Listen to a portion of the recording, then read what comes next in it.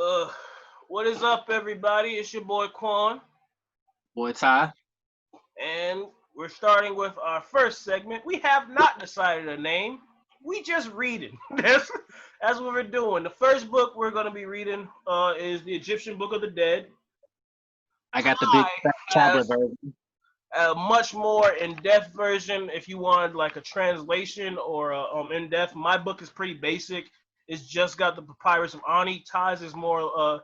If you wanted to compare it to Christianity, my book would be kind of like the King James translation, just basic, and Ty's would be like the New Living Translation to give a more background and in-depth version. We'll both be reading, so just keep that in mind if something seems contradictory to what you've read or something. But yeah, Ty, did you want to start with the part I read, or you want to get right into it? We can go back to where you started earlier. All right. So, first part we're gonna start off with is the coming forth by day is a part of the book that I have. Oh, by the way, my translation is by 1 second. E.A. Wallace Budge, and edited with an introduction by John Baldock. What was yours, Ty? I got several. Okay, so I have the revised edition, and I have Dr. Ogden Gole Jr., Dr. Raymond O. Faulkner, Carol A. R. Andrews, J. Daniel Gunther, and James Wasserman. That's everyone who contributed to this one. Okay, so we both got our books from. I got mine from Amazon. Ty, you got yours from Amazon too, right? I got mine from Amazon. It was one of the. I think I saw your version. I think I got mine because it was like a few dollars cheaper than yours, which is ironic. Yeah, mine. Well, I think mine was a bit more expensive because it came inside of the cover still. I don't know what I did with it, but it's somewhere around here. Oh, here it is. Yeah. So I think mine was probably just a little bit more expensive because it came with the original casing, like you know how they have the protectors. Yeah. Okay, I got you. Yeah, so And just in mine was. case. And is that a hardback? Yeah. Hardback. That's probably why too. Yeah. So, but yeah, let's get into this. Oh wait, you know what? What am I doing? How you doing today, Ty? Oh, I'm doing good, Quann. How are you? Different. How you doing? I'm doing okay. I'm doing okay, bro. I like the shirt. I like that shirt. I really You know, I do. gotta represent the movement. The movement doesn't stop. We gotta, No, we I'm are the saying, people. Those are our people. this is all I have. I only wear this. I have 10 of these, and this is all I wear every day. Look at you, sun shining over there. I'm proud of you, man. You're looking good. You're looking happy. You look cozy with your hoodie on and your Well, is you know that the how I am. Giants?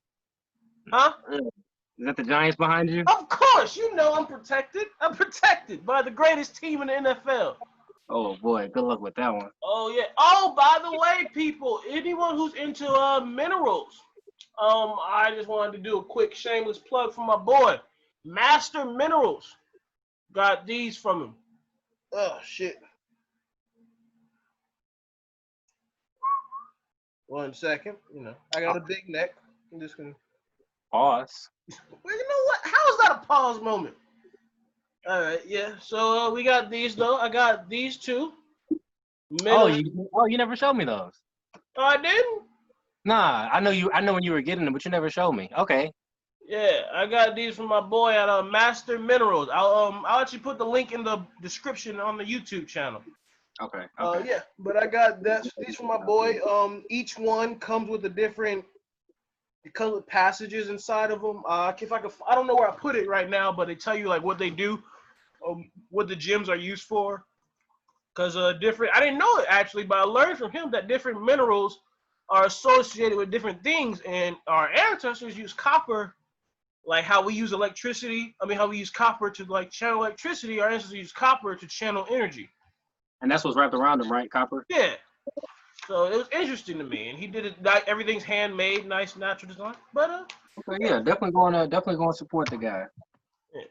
But let's get into this. So All right. we're gonna start off with coming forth by day. So the ancient Egyptians believe that. Well, I don't like Egyptians because that's what the whitewash version is. We're gonna say Cometians. So every time we say Egypt, Egypt or Egyptians. It's Cometians in this bitch. Okay, make sure you correct me if I say it. All right. So the ancient Cometians believed that the individual human being was a compound of several elements. The Keperu, meaning modes or manifestations of human existence. Now we don't know if we're saying these words right either, because you know we was I'm trying my raised in best to sound America. them out. We was raised in America, so let's not forget that, all right? Bear with us. All right. So manifestations of the human existence, which disintegrated at death.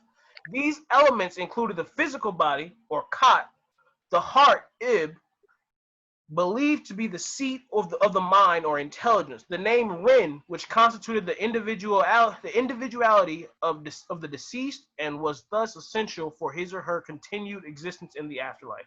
The shadow, or Shut, which was also related to the individuality of the deceased but was able to separate itself from the body and enjoy independent freedom of movement.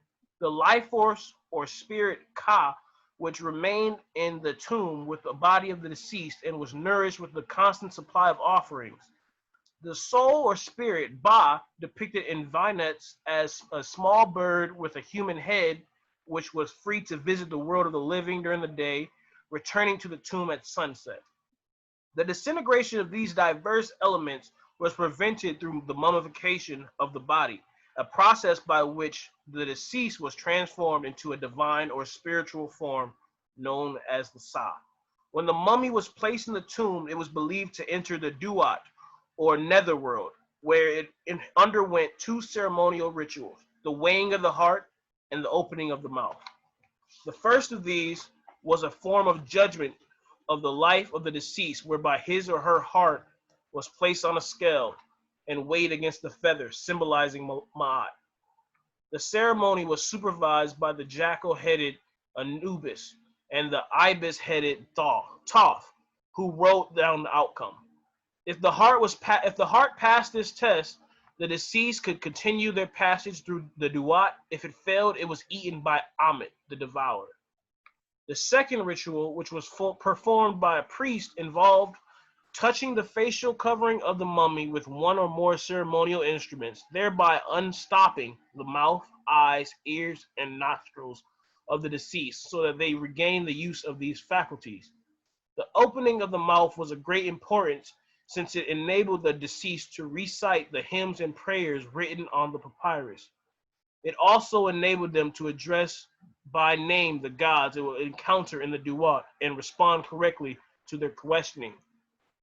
The other items placed in the tomb with the mummy included the canopic, I think that's it, which contained the canopic jars which contained the preserved internal organs of the deceased, a supply of offerings for the gods, and the ka, and several small figures, shabtis, whose function was to help the deceased perform laborious tasks in the afterlife, such as plowing the land in the fields of peace / reeds. If the deceased followed the instructions on the papyrus and recited its hymns and spells, they would become Ak, a blessed spirit, and leaving the mummy in the tomb, they would join the gods Osiris and Ra. Does yours say something similar to that, Ty? I don't have that part. You didn't have that? No, that was not like I said last well I did on the video, but everything before my first plate is just like introductions and all of that. So that's why I wanted you to go ahead and read that. Oh, okay. Well, yeah, so that was the coming forth by day, so to speak, of it.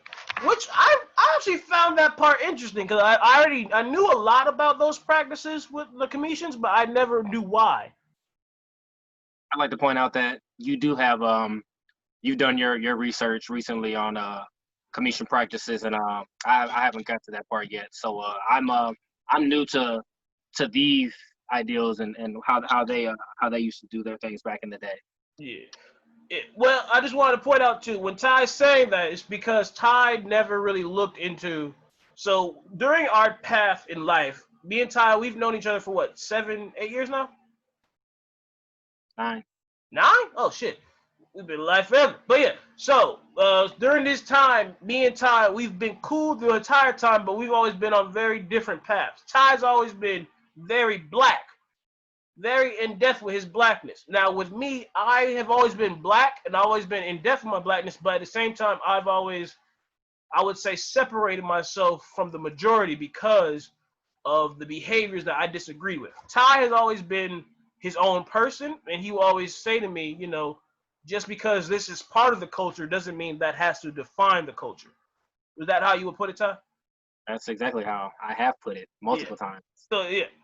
So that's how it is. So it was throughout my time. It's like with rap culture. With I didn't listen to rap for a while. I exclusively listened to rock and like I listened Country. to old rap. I listened to rock and country. And I listened to and like K-pop and shit. I still listen to it now. But I used to avoid rap because the only rap I knew about was new rap, where like trap rap, where it was all pretty much negativity, which I love now. But at the time, I felt like it wasn't conducive to our growth. Now I understand that music is just another form of expression for our people, and that was just one of the ways it came about.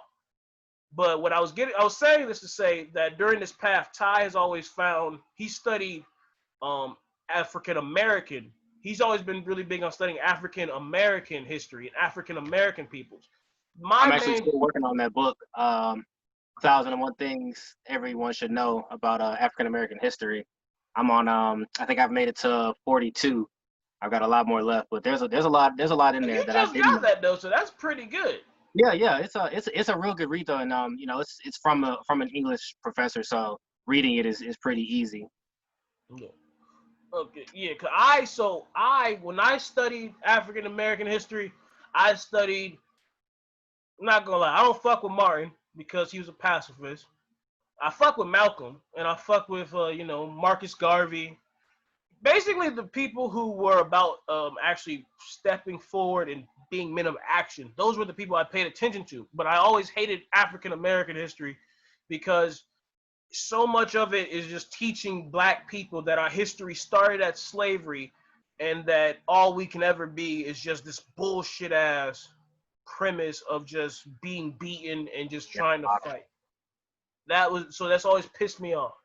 And then I didn't realize I was studying a lot, but I never studied American history or African history until I actually took it upon myself to, reflect. It was actually like within the past 2 years that I actually took it back and said, I'm going to listen to people and I'm actually going to study.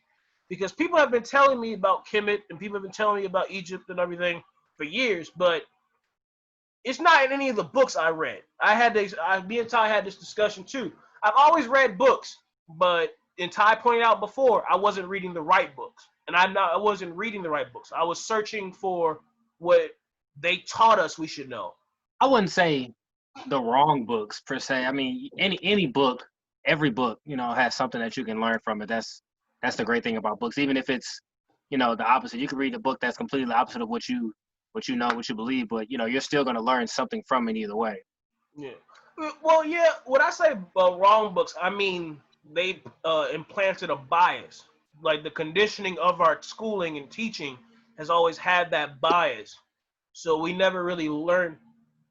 Put the camera down. Is that better? Yeah.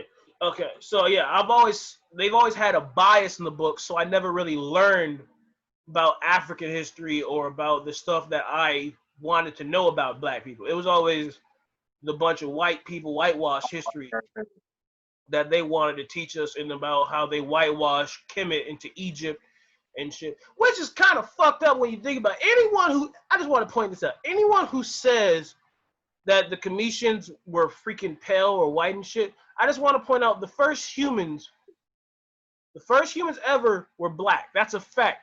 Going back to the mitochondrial Eve, which you can look up and it proves it. The mitochondrial Eve was black.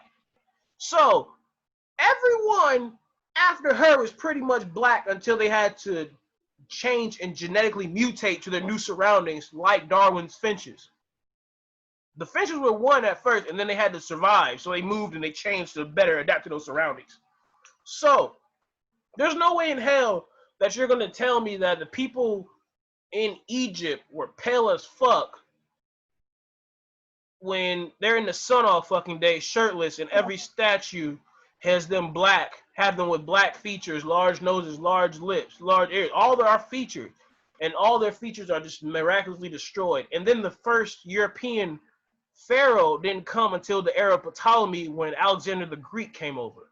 So there's a lot of like I think so. It's like a lot of whitewashing of history, and that directly influences what we know.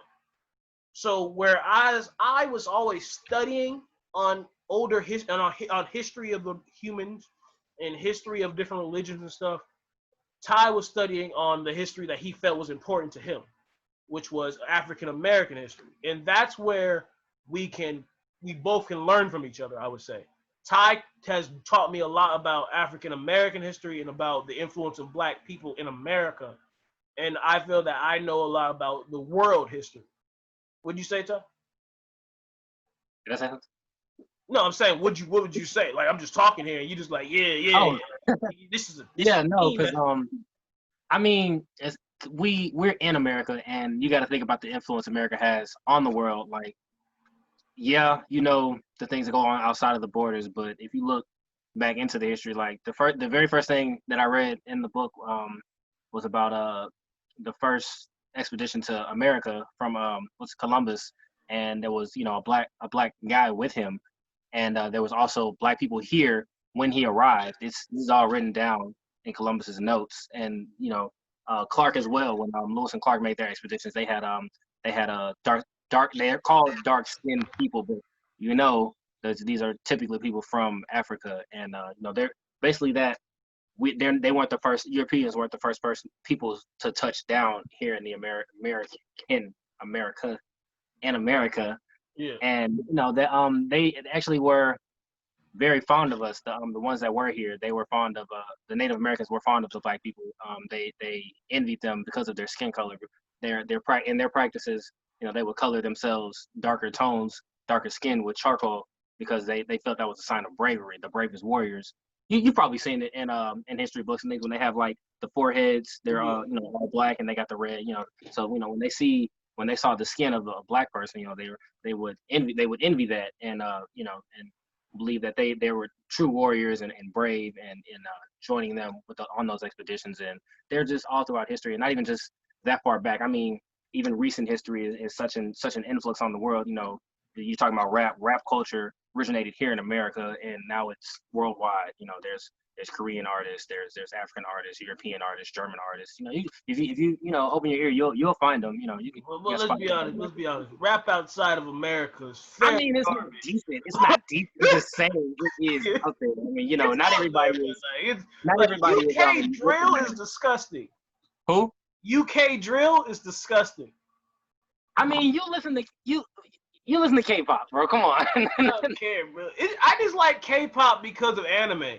I've been watching anime for a while, so like K-pop and J-pop is like that's the theme songs. Japanese pop. Oh, okay. Like anime, like when you watch Naruto and shit. Can't Oh. tell you that the theme songs from anime don't ride. Oh no, definitely. No, but I can hear the influence even then. I hear I'm on the pain art in Naruto, and I hear the R&B influence on the outro, the pure soul on the outro. So yeah, we everywhere. Let's get back on topic though. Yeah, let's get to the. Should I read it the plate first, or did you want to show them the picture? I mean, I can show them the picture. I'm not sure what it is. I might have to show them again because I'm not sure what it is. Well, I have the. So here's the first one. It's got all types of hieroglyphs. I'm assuming that's maybe a king and a queen. Possibly. I think that's Osiris and Ra. I'm pretty sure. Oh, okay. So that who we're reading about. Okay. And then here's the other side. My pictures are a lot larger. Yeah. Yeah. I actually don't have that second page. Oh no. Yeah. So that's another thing that you want to keep in mind too. Everything so my book looks like this. You see it?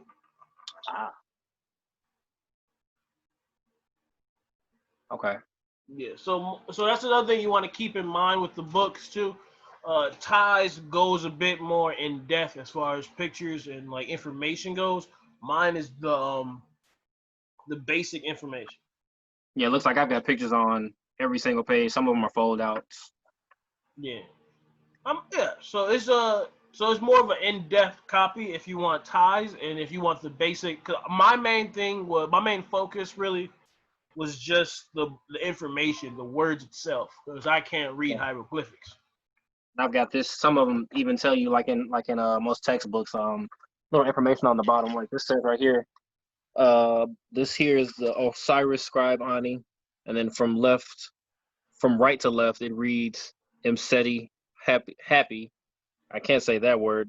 Damutif and Keepsinif, and then it's got the Osiris Lord of Eternity over here.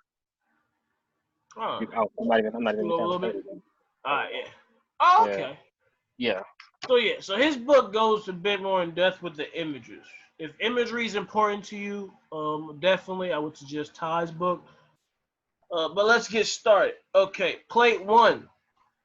The scribe Ani, standing with hands raised in adoration before a table of offering, consisting of haunches of beef, loaves of bread and cake, vases of wine, oils, fruits, lotus, and other flour. He wears a fringed white and saffron-colored linen garment, and has a wig, necklace, and bracelets. Behind him stands his wife, Osiris. The lady of the house, the lady of the choir of Amun, Tuthu, similarly robed and holding a sistrum and a branch in her right hand, and a manat in her left.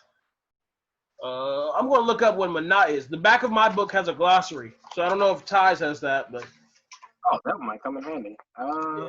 I do. I do have a glossary. So a manat is a ceremonial object frequently associated with the goddess Hathor, comprising several strings of beads attached to a disc and handle or counterpoise. It could be carried in the hand or worn as a necklace, in which case the counterpoise hung around the wearer's back. When shaken, the beads made a rattling sound to accompany song or dance. Spell Menat. M-E-N-A-T? Mm-hmm. Okay, I have a much simpler definition, or I guess concise, not simpler. Mine simply says a musical instrument in the form of a necklace counterweight and associated with Hathor. That's all mine says. Well, that pretty much gets to it, though. I didn't even know this was back here. I'm glad you said that. Yeah, I was looking at it the other day.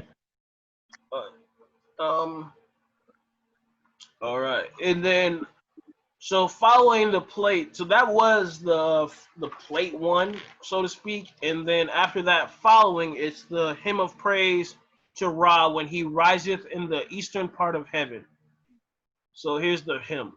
Behold Osiris, Ani the scribe, who recordeth the holy offerings of all goddess, who saith, homage to thee, O thou who hast come as Khepera, Khepera the creator of the gods. Thou risest, thou shinest, making bright thy mother Nut, crowned king of the gods. Ty, mother Nut, doeth homage unto thee with both her hands. The land of Manu receiveth thee with content, and the goddess Ma'at embraceth thee at the 2 seasons. May he give splendor and power and triumph, and a coming forth as a living soul to see Horus of the 2 horizons, to Ka of Osiris, the scribe Ani. Let me stop right there. What you just read, that is where my first plate begins. I'd also like to say, in the back of mine, I have a commentary section, a commentary on the corpus of literature and tradition which constitutes the Egyptian Book of the Dead, the Book of Going Forth by Day, by Dr. Ogden Gole Jr., Department of Near Eastern Studies, New York University. So it's looks like it goes plate by plate and some other things. His own commentary. I can get into that either at the end of each section we read, or maybe in a separate recording. I just wanted to put that out there. Oh, okay. I mean, you busy right now? I mean, it sounds like she's awake, so I mean, I guess we're good. All right, then yeah. So yeah, we'll just we can go. Plate 1A, 1B, and then 2A, 2B. See, mine just goes plate 1. It's like all. So I've got a little bit more on that page, and then like barely. I got like a paragraph on the second page, and that's it. Okay, that looks about right. All right. All right, so I'm just gonna finish this up.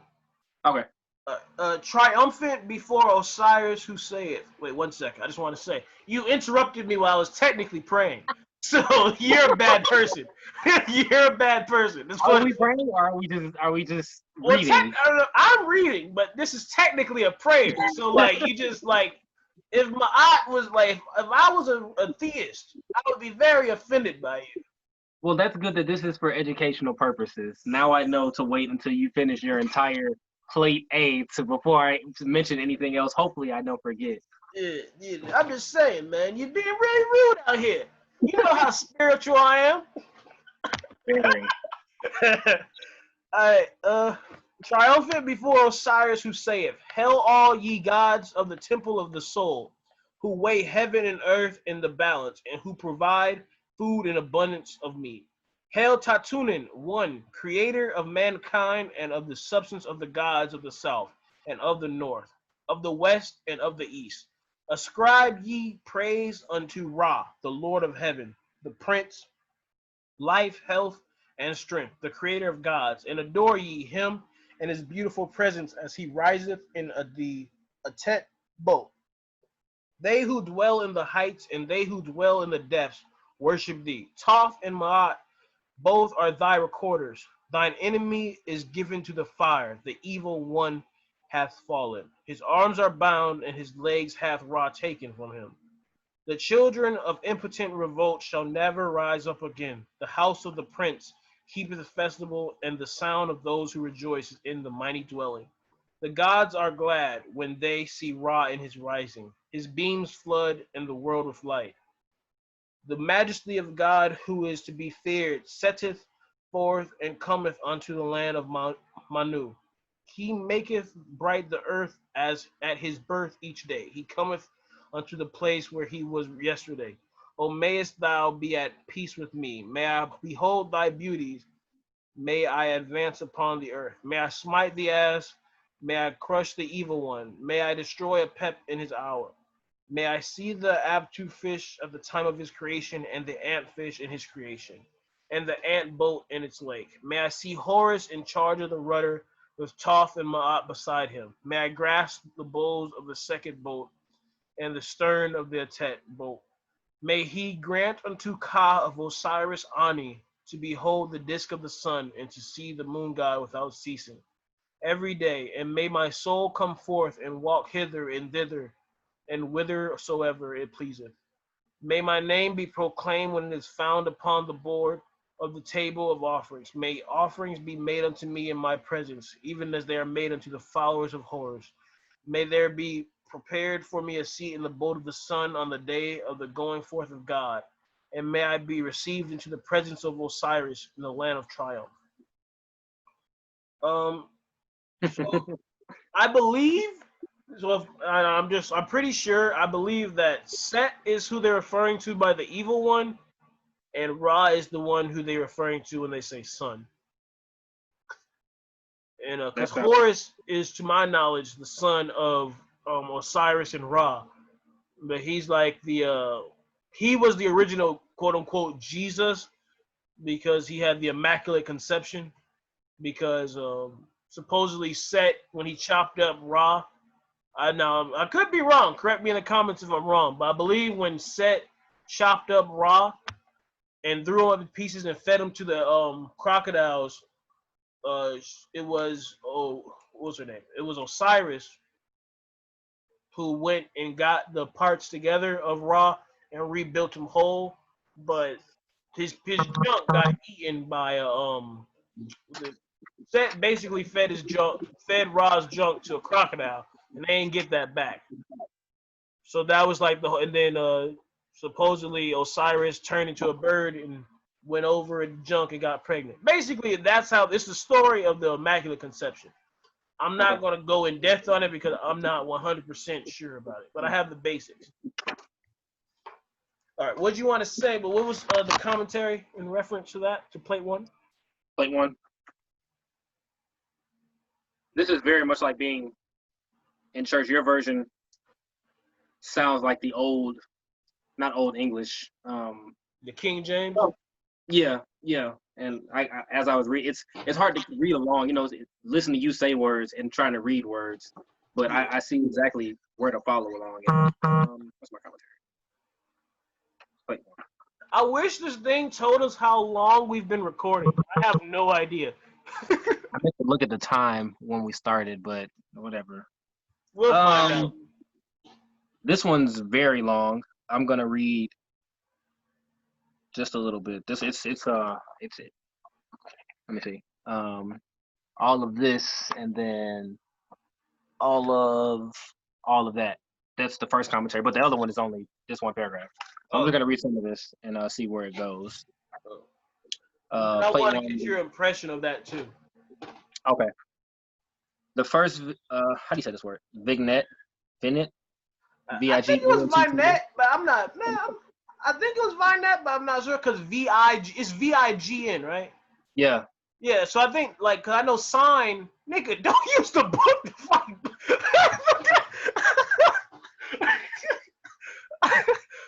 It's me over the book. It was a fly. It's me over the book. But yeah, I think IGN is Ein, so I think it's Vignette. Okay, that's how we're gonna pronounce it until we figure that out later. Okay. All right. The first vignette of the papyrus shows Ani as a living man, yet since he is given the epithets of the Osiris and vindicated, lit, true of voice, in the accompanying text, he is unquestionably considered to be deceased and in the next world. Ani and Tutu stand before two offering stands and gesture respectfully toward Re-Osiris in the first vignette of Plate 2. Ani appears here as he does in nearly every other scene of the papyrus, alive and nattily dressed in his best official linens. With his little chin, beard, and elaborate fringed wig, he could change into modern clothes and walk the streets of Greenwich Village looking very much Al-Courant, AUCOURANT. I'm a Google. I don't know what that means. Okay. You want me to keep reading? Yeah, keep reading. I'm just going to Google that word. Okay. Ani's posture, with both arms bent slightly raised in front, is the gesture of prayer. This first vignette shows a fair amount of damage, which is to be expected since it would have been the most outer part of the papyrus roll on which Ani's BD was written. A stick figure of a man in more or less the same posture, actually. Is that describing this? It means aware of what is going on. Describing this scene. Okay. Aware of what's going on? Al-Courant. AU? Looking very much like he knows what's going on. Okay. Yeah, AU. Where am I? A stick figure of a man in more or less the same posture as Ani appears in the top right-hand column of the hieroglyphic text on the plate. That's this guy right here. Whoa. The canonical direction in which Egyptian papyri, the plural of papyrus, Egyptian papyri were written was from right to left. Okay, right to left. This is right, bottom left to right, but the way they read the Egyptian hieroglyphs is right to left.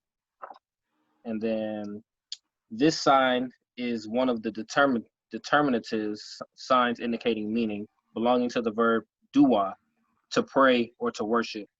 And the rubric to the hymn to Ra, and mine says Re. I want to put that out there in case I do say Re. It's R-E, not R-A. Oh, okay. That's why I was saying Ra in the first when we were first talking. Oh, okay. Worship of Ra when he rises in the eastern horizon of the sky. Ani in the vignette has thus adopted the posture of the introductory verb in the text. Egyptian art and language constantly interlock in this fashion. Indeed, one of the most striking characteristics of Egyptian culture is that it made no distinction between art and language.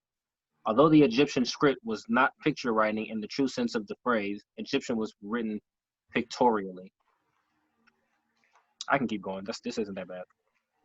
Ani's wife, Tutu, is outfitted equally lavishly. On her head, she wears a cone of scented fat that women and men used at banquets and other indoor ceremonial affairs where it was necessary to perfume the body. Wait, one second. I just want, I think you have it too. You might be able to get a good picture. Do you see the guy? Which one? Right there with the black hair. Yeah. So those are fucking locks, it looks like to me. So this is supposed to be, like, I'm pretty sure this is taken from what was created. So this is a black guy with locks. Would you agree? Yeah, I would agree. So why the fuck is he Of white? your picture, I would agree with your picture because actually on my picture, it looks like they scanned this from something like actually that was dug up because you can see like little white gaps like on Yeah, his head, like it's little pieces that were kind of chipped away after erosion or whatever. yeah. See, But mine I was see the what you're marking. saying on this picture. But I'm like the skin tone, and then when you look at their hair, and it's not just like I'm sorry to interrupt, but I was just saying like when You're you look at it like when you look at like the pictures and the skin tone and shit, it was oh look at you. I would talk shit, but I got a small dog too, so Yeah, it's like you have what they call a medium-sized dog. This is Kanan, my dog. Well, actually, my mom's dog. well, let's be honest, my dog isn't medium. He's did Yeah. you stick your tongue out at him? No, I'm actually moving my face away from his tongue. Oh, I was like, nigga, did you about to kiss your dog? You thought about it? All right. Like, We're not um, so gonna we're getting demonetized for this thing back. we're not making anything anyway. Oh yeah. We'll Oh, uncensor ourselves once we do start making monetization. one second, I just wanted to point out, guys. So by the way, this is actually I would say our first video back, right, Ty? What's the last video we posted? It was a car video. Yeah, I think that was the last video post, but that was a while back. I was gonna do my vasectomy video, but I did You not. posted it. No, I never did. Okay, because that was technically the That was return. going to be it, but then I forgot to do I didn't record it on the way back, so I didn't have enough footage. Okay, so yeah. So welcome Tyquanndope back to the internet. Yeah. We could name it that. Welcome what? Tyquanndope back to the internet. Yeah. Taekwondo, like it's gonna be on. We're not putting Taekwondo in the title for our page, but like back to the internet, and then this is gonna be our reading video. We gotta come up with a name for this series after this too. Okay, we can do some brainstorming after this. Yeah. Do you want me to finish reading this commentary? It's not that bad. Yeah, go ahead. I'm enjoying what he's saying. Okay, and then go back to then we'll just do play 2 and then read that play 2 commentary and then that'll be enough. Yeah. Okay. I don't know how long it's been, but I don't want to oversaturate it, Right. Okay. And you can send me this if it did record properly, you can send it to me and I can see if I can chop it up a little bit. Okay. Gotcha. All right.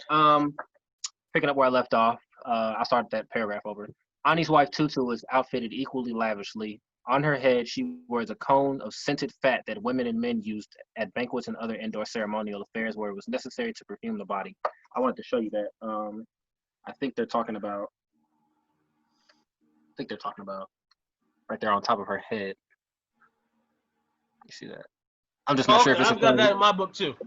I'm not sure if it's referring to this picture or if it's referring to this one. Because she kind of has like a bonnet type thing. Not a bonnet type thing, but this little thing right here on her head. Yeah, I see what you mean. But she's got something on her head on this one too. But that actually, I think it's the other one. it's this one. It's this one. Yeah. Okay. She arrived with him. An open flower has been fixed into the cone for decoration. That's what I meant. She carries a manat in one hand and brandishes a sistrum in the other. Two instruments which made a rustling sound and were used to accompany ritual singing and recitations. Tutu is probably making music as her husband recites this hymn. Inasmuch as I've never seen that as a word. Inasmuch as the primary roles of women in Egyptian religious ceremonies were to sing and provide musical accompaniment. Whether Tutu was alive or dead at the time of the papyrus was prepared is not absolutely certain. However, the fact that her name in the captions is never followed by the epithet vindicated indicates that she was still alive, as does her appearance mourning her husband in the vignette for chapter 1, plates 5 through 6. We're not there yet. Although this papyrus was prepared primarily for Ani, it was probably intended to assist Tutu in her afterlife as well, in view of the prominent role Egyptian women played in decorating their husbands' tombs.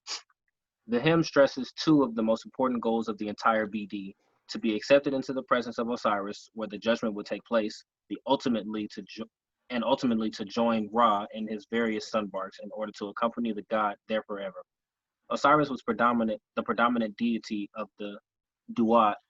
What's Duat? Did you say what that was? I did not. Duat is not in my dictionary. It You can is look it up. not in mine either. But, oh, the netherworld. You read that. Duat, the netherworld. It says it right after that. Okay. But a stellar and solar afterlife in the company of Ra was the more desirable form of eternal life.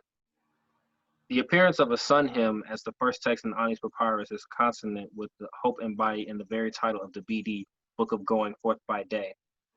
The scene to the right of the hymn belongs to a genre of similar scenes which scholars in the early days of study in the BD misnamed Chapter 16, despite the fact that the pictures were never accompanied by text. What this chapter has actually proved to be is an additional vignette for hymns to the rising sun. Yet the designation of this elaborate picture as a chapter is not entirely erroneous.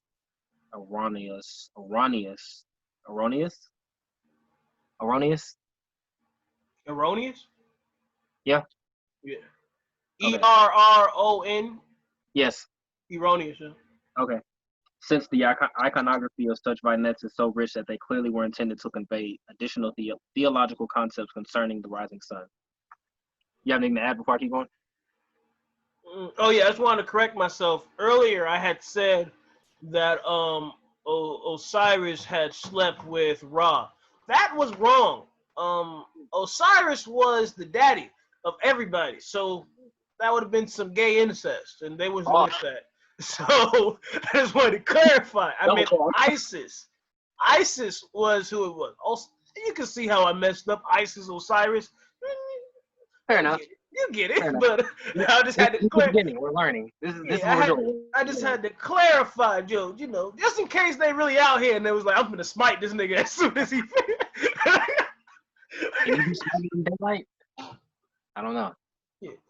And then Ra, cause Ra's the sun god, so he like, look, I gave him all that melanin, and he gonna treat me like this. The disrespect. All right. An elongated and arched form of the sign Pet sky stretches across the top of the entire vignette. The same blue-green sign is found in several other parts of the papyrus. For example, above the two lions in chapter 17, which is plate 7, and underneath the solar barks throughout the papyrus. Directly beneath this is the personified sign of life, the well-known Ankh, whose two arms seem to be lifting the large red disk of the sun into the sky above. The Ankh stands upon a Jed pillar. The disk Ankh and the Jed pillar are combined into a motif whose origin and meaning have not been satisfactorily explained, associated with the god Osiris. As a word, the motif means endurance and therefore was extensively used as an allegorical figure, especially on amulets. In effect, the tripartite motif is a form of Osiris Ra, the synchronized. These are some wild words. Syncretized deity who combines the chthonic and celestial aspects of the afterlife. Significantly, get close to the mic. Where am I? Significantly, the text to the right of the vignette is a hymn to Osiris Winifred, so that the scene is enclosed by praises to Osiris Ra's components. Flanking the Osiris Ra motif are the goddesses Isis to the left and Nefertiti. Nefertiti, is that how you say it? Nefertiti. Nah, Nephthyhys. Oh yeah, Nefertiti. Okay, Nefertiti to the right, who are both shown in the posture of adoration and squatting upon the sign Nub, which means gold. Like most Egyptian goddesses, that they are distinguishable only by the attributes, really their names and hieroglyphs, that they wear on their heads. The gold signs are themselves resting upon a reed mat. Beneath the mat and flanking it is a form. So this will be helpful with the picture. This is really explaining the entire hieroglyph.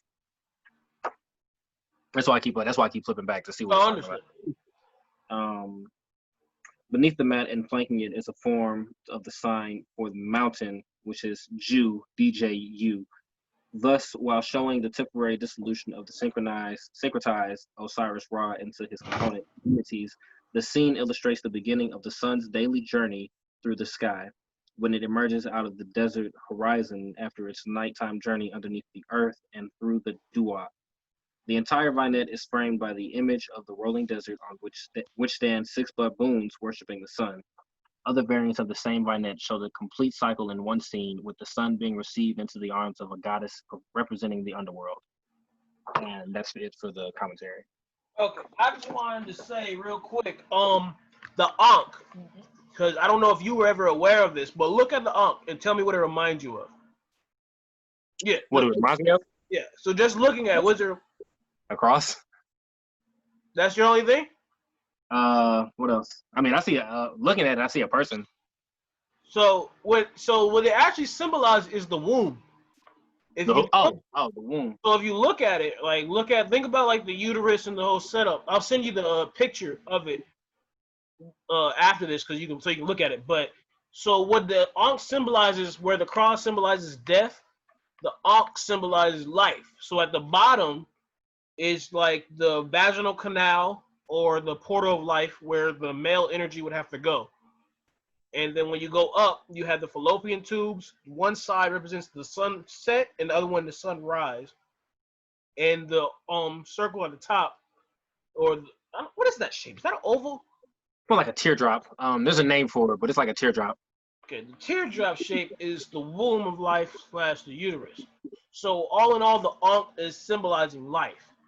I think that's pretty cool to me. I was thinking like that because my thing is, how did they know that? Like, unless they was ripping open wombs, how do they know what a womb looked like? I always thought that was pretty impressive. But the Ankh actually symbolizes the womb, symbolizes life. And the thing I found in comparison to Christianity, where Christianity is death, the cross is death when you think about it. And I never understood why anyone would like wear a symbol associated with the murder of, like, imagine being a Biggie fan and wearing a gun.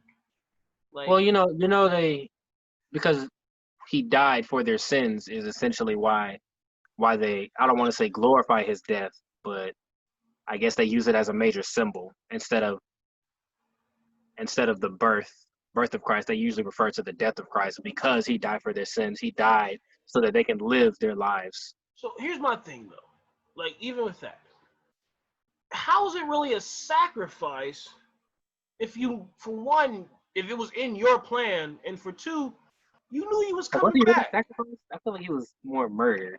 Yeah, but no, he was considered a sacrifice, quote unquote, because he sacrificed himself for our sins, quote unquote. But my thing is, how did you sacrifice yourself if you knew you was gonna come back? And not only that, you knew that you wasn't like it was in your plan. Like, you created the blueprint. You was like, so I'm gonna die here, and I'm gonna go crazy with this one. I'm gonna come back in 3 days. Boom. They gonna be like, oh, my nigga Jesus is back. Wow. And then I'm be like, and then where did he go after that? The Bible doesn't say. Like, what happened? Like, did he just go, I'm back out? Like, did he go back to death? Because it doesn't say that. Like, it doesn't say he grew up or anything. It just says, like, he came back 3 days later and showed up, was like, I'm back. And then didn't, like, what did you do? Have you read the Bible, the Holy Bible, cover to cover? Yeah. I've never read it cover to cover. It's not a good read. Lord of the Rings was much better in my opinion. It was like, did you just compare Lord to Christianity? It was boring, bro. It was. I say I support whoever believes it. That's your freedom, but it wasn't that good of a read to me. It doesn't really read cover to cover. It starts off and then it starts hopping around. And then why is it that Jesus never wrote a book? It was always somebody that knew him. Everybody but him wrote a book. Yeah, like everybody that knew him wrote a book. Nah, that was my best friend. Like what the hell? Damn near raised the dude. Yeah, that was the part that got me. And then another person who I feel like didn't get credit. What about his stepdaddy? Who's the stepdad? The one not Mary, the one who Mary's guy. The one Joseph. Joseph. know how much of a real dude he was. I feel like he was kind of slow because she was like, "This is God's baby. I'm a virgin." And Somebody, she, I'm pretty sure he was a little skeptical. He probably didn't want to mess with him anyway. I have a question. Did he never sleep with her? Because if she was, did he marry her after she got pregnant? Yeah, Because how is that your, huh? that's common practice. Or are you saying like after they were married, they never? Yeah. You tell me, like, so how was you really married? Like, you didn't consummate your marriage ever? I mean, they could. She was the Virgin Mary, so I How guess he's no. so mad? You mean the God hit before She me? added, she added an extra 90-day rule after the marriage. You mean the deity just like he hit before me? Like, that's some fucked up shit. You think he hit, or you think he really hit? I don't know. I mean, Zeus was hitting, so I feel like, This was a Rolling Stone, though. yeah. I Wherever mean, he laid his hat was his home. big fact. I don't know. I just feel like I wouldn't put it past him. Like the Christian God, let's not forget, he said he makes no mistakes. Then he like wiped out the entire world because he didn't like what they was doing. So it's like, The mistake was putting him here in the first place. I'm gonna put my dog up real quick. okay.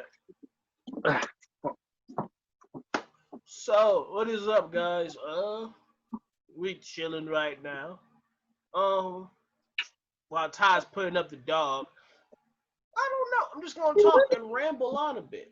What do y'all like about this? How do y'all liking this? If y'all have any ideas of how we could make it better, or anything y'all would like to see us do, just let us know. I will say if it's For I'm the sorry, next what? video, we should probably read through it and then come back and then read it straight through. I'll read everything and then go back to it and talk about everything we read. Yeah. Yeah, I can see that. Yeah. I just want to say, yeah, we're open to information. Ty, however, may be more open to criticisms than me because I don't be caring really. I'm gonna be honest with you. A lot of times people say stuff and I'll be like, no, look. Right. Ty's a bit more big on growth and trying to reach an audience. Me personally, I'm like, if you don't like it, fuck you. But I mean, because you know that this might be something that they want to see, they want to hear, they want to know, but they would like it given to them in a better way. I mean, think about this is what we're doing. This is essentially school. This is essentially Bible study. You know, you want a good don't teacher. ever disrespect me like that. This is essentially Don't ever disrespect me like that, bro. That is literally what we're doing. Reading and then This is popcorn understanding. reading. No, this is popcorn reading. I refuse to be associated with No, Bible popcorn study. because we don't have other people. If it was popcorn, then it would be me calling on several students in the classroom. I'm tired of your shit. That's what I'm saying. Okay. This one's a little shorter. This one's a lot shorter than the other one. All right. So we're And gonna read plate 2 and then call it a day. yeah, we can do that because that commentary at the back is pretty short too. And then later on today, I can look through the back of this book and see what all is back here. Yeah. We also gotta discuss. We've got some stuff to talk about too. We'll stick around after. We'll discuss some stuff. All right. Plate 2. You can show them yours for comparison.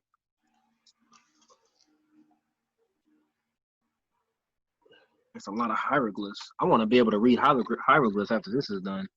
I do. I wish I could too, just because it seems a lot. It seems very interesting. Okay, but here we go. Plate 2. Right. The disk of the sun, supported by a pair of arms proceeding from the Ankh, the sign of life, which in turn is supported by Tet, the emblem of the east and of the god Osiris. The Tet stands upon the horizon. On each side of the disk are 3 dog-headed apes, spirits of the dawn, their arms raised in adoration of the disk. On the right-hand side of the Tet is the goddess Nephthys, and on the left is Isis, each goddess raising her hands in adoration of the Tet and kneeling upon the emblem of At, or hemisphere. Above is the sky. The vignette belongs properly to the hymn, to the rising sun. Hymn to Osiris. Ty, don't interrupt again. I didn't say anything. No, I'm just saying this is technically a prayer. You know, last time. I didn't say anything. Glory be to Osiris, Un-Nefer, the great god within Abydos, king of eternity, lord of the everlasting, who passeth through millions of years in his existence.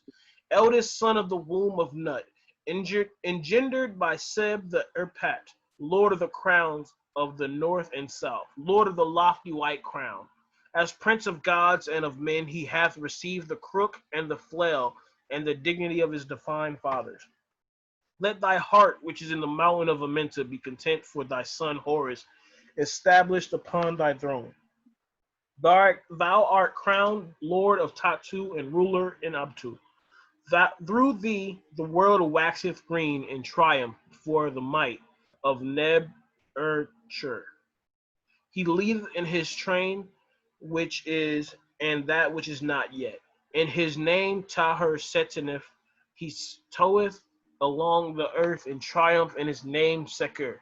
He is exceedingly mighty and most terrible in his name, Osiris. He endureth forever, forever in his name Un-Nefer. Homage to thee, King of kings, Lord of lords, Prince of princes, who from the womb of Nut has possessed the world and has ruled all lands in a Kurt. Just gotta say it. Christianity totally ripped that part off. I thought you were gonna say something about nut. Child. Keep Dude, going. that's You a interrupted yourself. god. He will totally smite you. Thy body is of, well, she. Thy body is of gold, thy head is of azure. Azure? That's Blue. blue, right? An emerald light encircleth thee. O on of millions of years, all pervading with thy body and beautiful in countenance in Tassert. Grant thou to the Ka of Osiris, describe Ani, splendor in heaven and might upon earth and triumph in Neter Kurt, and that I may sail down to Tatu like a living soul and up to Abtu like a Benu. A Benu's a phoenix. And that I may go in and come out without repulse at the pylons of the Tuat. May there be given unto me loaves of bread in the house of coolness and offerings of food in Anu, in homestead, forever in Sekhet Aru, with wheat and barley therefore. Barley is used in beer. Huh?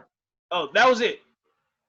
I would like barley to is used in beer. So, in a way, I'm getting kind of close to the gods right now. So, like, when you think about it, I'm getting pretty close to the gods right now because I'm drinking barley. That's all they used to do is drink. I'd like to read this right side again, because I want you to hear how different it sounds. Like some of the names are completely different, just like how you said Azure, and mine simply said blue. So I want to read that before I read the commentary. Okay. So just basically a recap. Hail to you, King of kings, Lord of lords, ruler of rulers, who took possession of the two lands, even in the womb of Nut.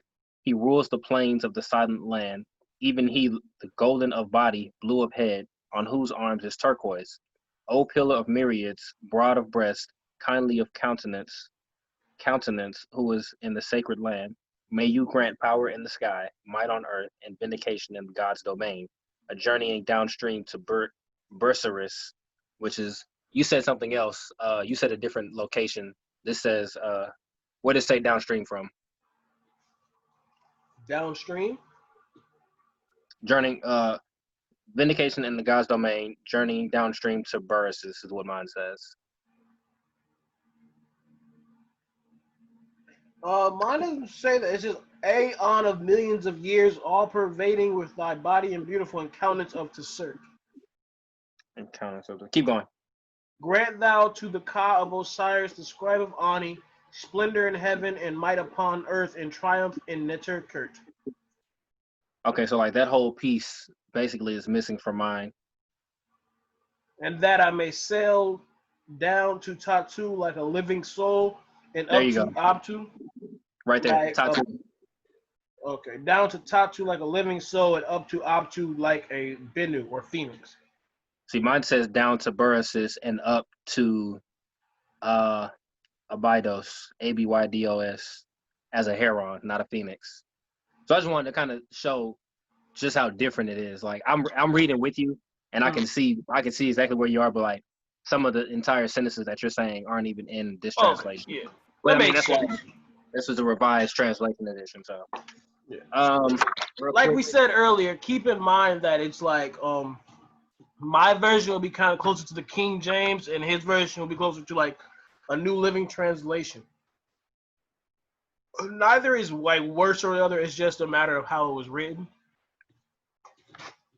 But yeah, so from what I gathered though, I think Nut and Geb would be like Gaia, and I think it was Cronus, Mm-hmm. the ones who had gave birth to all the other gods. Mm-hmm. I think that's who it would be. So basically, the Greeks ripped it off from the Cometians. That's what like from what I've been studying Kemet, I've just noticed how much has been ripped off. I mean, the information got to come from somewhere if it's fiction. True. Plate 2. This plate displays. Let me show you real quick. The plate again. To get a visual. Yep. Notice the dreadlocks, people. Yes. Notice the Black dreadlock. skin and dreadlocks. I will admit the wife is kind of pale, but let's be honest. The mitochondrial Eve proves black women can create any shade. That's all I'm saying. I know. This plate displays the vignette and text of the hymn to Osiris Winifred. Tutu and Ani are once again shown before two stands heaped with Jesus Christ. Not him, but Tutu and Ani are once again shown before two stands heaped with offerings being presented to Osiris. The couple is shown worshiping in the usual manner. Ani stands with his arms bent in prayer, while Tutu accompanies him with the rattling sounds of the manat and the sistrum. The hymn is rather direct in its language and relatively free of obscurities which occur in so much of the BD. It describes Osiris by his many epithets and qualities and closes with a number of wishes on Annie's behalf. I'm pretty sure BD means Book of the Dead. I'm pretty sure that's what that acronym is for. Okay. Because it says it a few times. Well, that was it? Yep, that was it. That was a short. Okay. So before we close out, I mean, what was your thoughts on what we've read so far? I like being able to read the paragraph at the end because it kind of.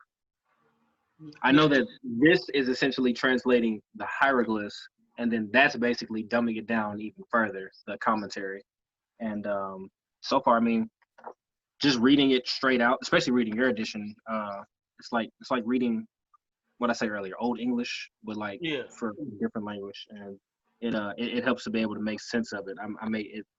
It does make a lot of sense, and then like you said, seeing the breaking down the Ankh, and you know that it's like symbolizes the womb, and seeing the dreadlocks, and basically being able to piece together all of this and the images. I'm a visual learner, but I'm really more of a hands-on learner. So like something like this is that kind of helps my need to be hands-on, so to speak. But it helps break it down a little more and it's a little more understanding. I feel like it's gonna be a few plays before I'm fully understanding, and probably would need to look more into the Commission knowledge to understand it a little further. I'm basically starting from scratch. This is just me reading the Egyptian Book of the Dead from scratch. Like I just picked it off a shelf and I'm just looking straight through it.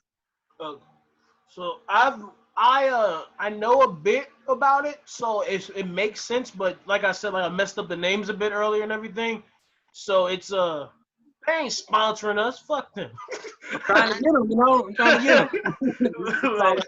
That's all I drink. Yeah, but so what I was saying, but it's like I understood some of it because I know some of it, but I feel like reading this and continuing to study Kemet more will give me a more in-depth knowledge, and that's what I'm really seeking here is a more in-depth. I know you didn't. You got a whole thing of raid. Yeah. Oh. They're real good. Oh, okay. Oh, do you know the 42 principles of Ma'at? I can't even count to 42. All right. Well, I'm gonna read those real quick before we let them go, and then we'll have our discussion after. Just because I feel like the 42 principles of Ma'at are just something that I feel will bring up a better understanding of exactly what they're referring to when they're talking about Ma'at and going to the judgment, when they were talking about judgment in the afterlife and stuff, you know? Okay. All right. So the 42 negative confessions, 42 laws, 42 admonitions from Goddess Mod, that 42 declarations, whatever you want to call it, this is what they are, what they're recorded as, rather. The 42 divine principles of Ma'at in Budge's native English are as follows. One, I have not committed, wait, no, that's not right. It says sin. So I'm like, that's bullshit. That's not what it says. Oh, wait, yes, it is. Great. Okay, one, I have not committed sin. I'm not sure what sin refers to back then. They don't have a list of their they don't have their Ten Commandments equivalent. Mm-mm. That's the thing. So the 7 principles of Mod are it's one of those that we'll have to go in depth and into it after it, because it doesn't really. 7 principles are truth. Is truth, justice, harmony, balance, order, reciprocity, and propriety. So, truth is the ability to understand the difference between the real and unreal. Justice is the state in which there equity for all persons, for all creatures, and for the planet on which all of these rely for life, which basically means opportunity for basic needs is justice. So you commies have the right idea of justice. Chill. Harmony is the Put my business out there.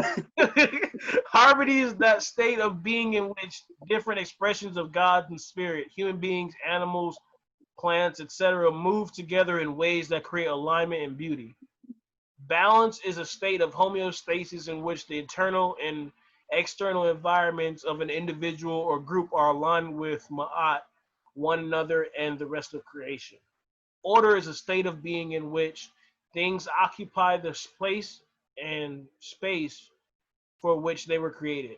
Reciprocity is the reality that what comes around goes around, or karma. Propriety means to be and to do what is right according to the truth that all human beings are spiritual beings.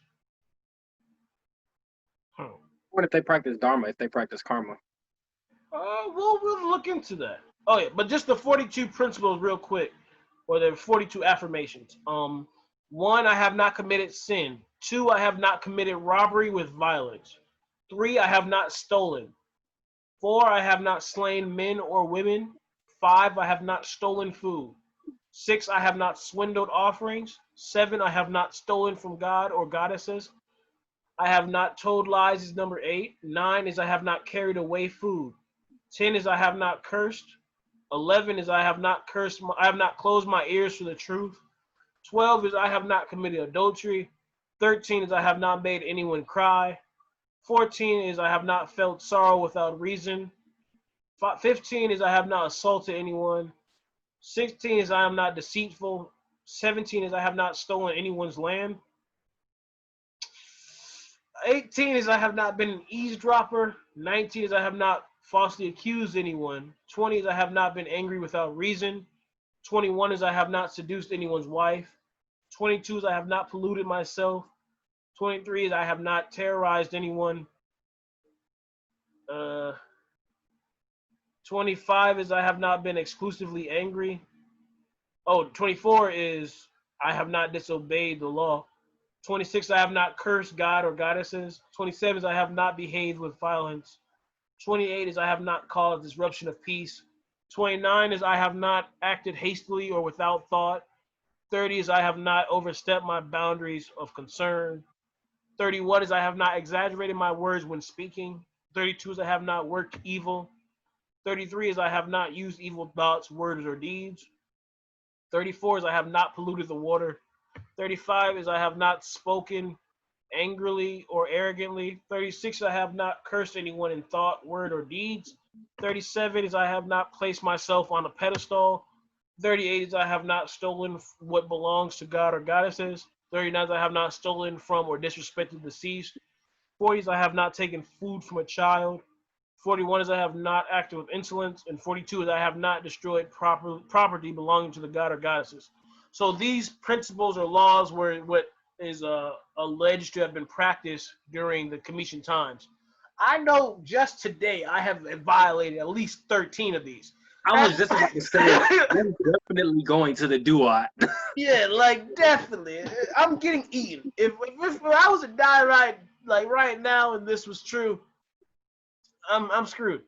I'm not really gonna say I'm gonna change my life, but I've accepted it. Just I've accepted it because I feel like I Glad that gotta we have talk. that understanding. Yeah, I gotta talk my shit. That's how I feel about it. They said don't curse, and I can't do it. I gotta talk my shit. I gotta be me. If I'm cursed for being me, fuck it.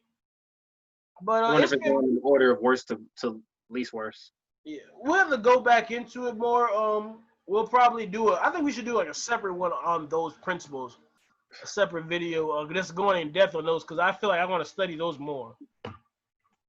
This is gonna just be a series. Those principles, the front and back of my book, all of that's just gonna have to be one consolidated series. It's gonna be a while before we get completely through all of this and all be educated and further understanding of this.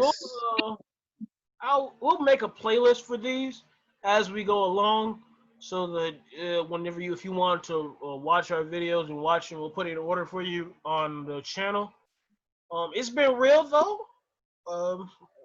Sorry about we were planning on doing a live stream, but my phone's messed up. Hey, don't point at me. You had no help. You were of no aid. Where are you recording on, sir? Exactly. Your device. Yeah, get a webcam. But yeah, so Hey man, I'm worried about my pockets. All right. all right. So, but we had some other plans, but it didn't work out. We're gonna be working on that. We were able to do this for y'all. We enjoyed it. We hope I did enjoy it. We hope that you come by and watch us next week, or you watch our next video. You know, we don't know when you'll be looking at this, but we hope you enjoy it and you watch more. Y'all be safe out there, and I'm Lit James, bitch, in case you ain't know. Calligraphy. And y'all be safe out there.